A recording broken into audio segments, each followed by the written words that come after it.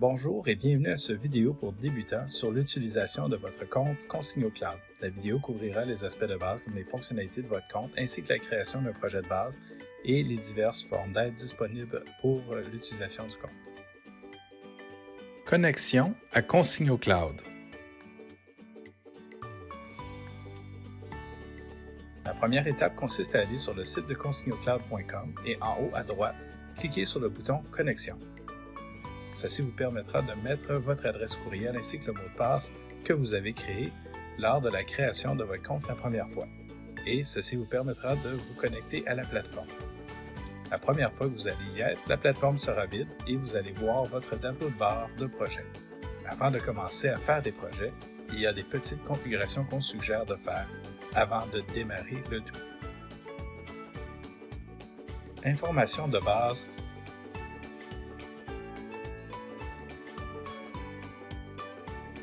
Alors, en haut à droite, vous avez votre nom et vous pouvez aller voir les préférences associées à votre compte. On voit le type de forfait, on voit la langue de préférence, vous pouvez choisir entre le français et l'anglais. On voit aussi la durée de conservation des projets. Par la suite, vous avez accès à Mon compte où vous avez l'information de base pour pouvoir changer votre mot de passe. Par la suite, le plus important sera de rentrer dans la section Mon organisation. Alors, à titre de gestionnaire de ce compte ou de point de contact principal, il y a de l'information qu'on va pouvoir configurer. Dans ce cas-ci, le nom de l'organisation peut être changé pour le nom de notre entreprise. Le numéro de téléphone peut aussi être ajusté à tout moment pour refléter les enjeux ou les points de contact corporatifs. De la même manière, on peut aussi configurer le courriel de l'organisation. Dans ce cas-ci, je viens de mettre l'information de base et l'objectif sera de venir publier l'information dans les communications qui vont être envoyées aux clients par courriel. On peut décider d'avoir le numéro de téléphone de l'organisation ainsi que son nom et vous avez amplement contrôle sur les éléments visuels envoyés aux clients. On peut continuer encore en cliquant en haut à droite avec le carnet d'adresses. Alors, le carnet d'adresses, évidemment, est vide à sa première utilisation. On peut venir ajouter des signataires, ce qu'on expliquera un peu plus tard. Maintenant, on peut apporter notre attention à la gauche du tableau de bord. Vous avez l'ensemble de vos projets qui se retrouvent ici. Au fur et à mesure que vous allez créer des demandes de signature, les projets vont se rajouter à ce tableau de bord. Vous avez aussi la possibilité de voir l'ensemble des projets pour l'organisation ou pour des groupes.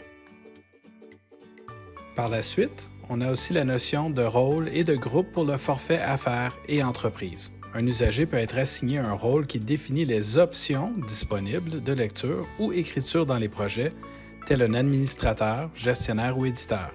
En parallèle, un usager est assigné à un ou des groupes, ce qui définit les projets qu'ils peuvent visionner.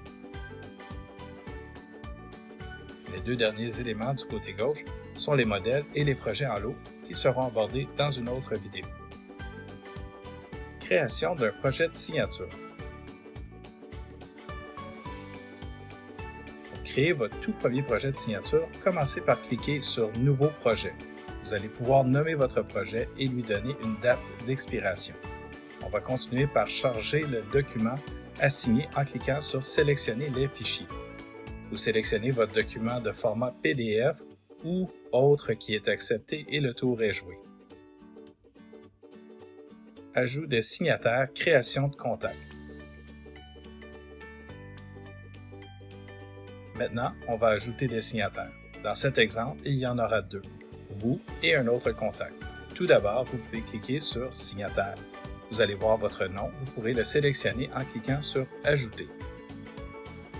Par la suite, pour ajouter un nouveau signataire, vous pourrez cliquer de nouveau sur « Signataire » et cette fois-ci sur « Nouveau signataire ». Vous allez être présenté avec deux options de signature pour votre nouveau contact, la signature électronique de confiance et la signature numérique certifiée. Dans votre cas où le client est un particulier, ce qui sera la majeure partie de votre utilisation, vous sélectionnez « Signature électronique de confiance ». Vous entrerez par la suite le nom du contact ainsi que son adresse courriel. Par la suite, afin d'assurer une meilleure sécurité, vous serez amené à choisir un deuxième facteur d'authentification pour votre contact, soit un message SMS, un appel téléphonique ou un secret partagé. Dans cet exemple, nous prendrons un secret partagé. Vous devrez inscrire une question et une réponse secrète. Lorsque tout cela sera fait, veuillez cliquer sur « Nouveau » et le tour est joué. pour ajouter des zones de signature, il suffit de sélectionner un signataire et déplacer la zone où vous le souhaitez sur le document. Lorsque la zone est apposée sur le document, vous pouvez le déplacer à votre guise et ajuster la taille en conséquence. Ajout d'un message général.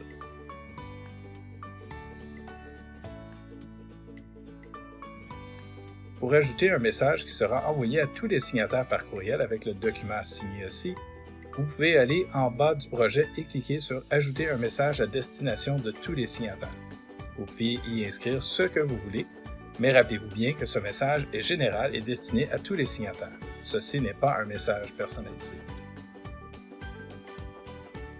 Vérification et lancement de projet de signature.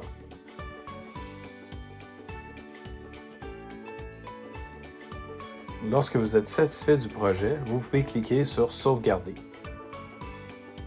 Il sera alors affiché dans le tableau de bord avec le statut de « Brouillon ». Vous pourrez le lancer en cliquant sur l'icône qui se trouve à votre droite.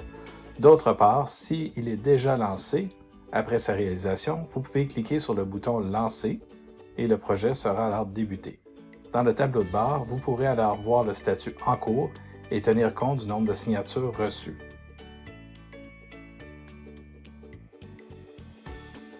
Ajout d'une notification. Vous pouvez aussi sélectionner des personnes qui seront notifiées lorsque le projet sera complété et qu'ils pourront télécharger la version finale en allant dans votre projet et en cliquant sur l'icône avec les 3 petits points, puis sur « Personne à notifier ». Vous aurez la liberté de choisir qui sera notifié. Aide. Si lors de la création d'un projet, vous avez besoin d'assistance, n'hésitez pas à cliquer sur l'icône du point d'interrogation en haut à gauche qui vous permettra de faire un démarrage rapide, comprendre mieux les fonctionnalités avancées, ainsi qu'obtenir de l'information supplémentaire sur la gestion de votre tableau de bord. Cette vidéo vous a montré les fonctionnalités de base de votre compte Consigno Cloud ainsi qu'un bref survol du tableau de bord. Aussi, la vidéo vous a expliqué comment créer un projet de base avec 2 signataires ainsi qu'un message, et comment ajouter des contacts à votre carnet d'adresses. Merci d'avoir écouté cette vidéo en espérant qu'elle vous a été utile.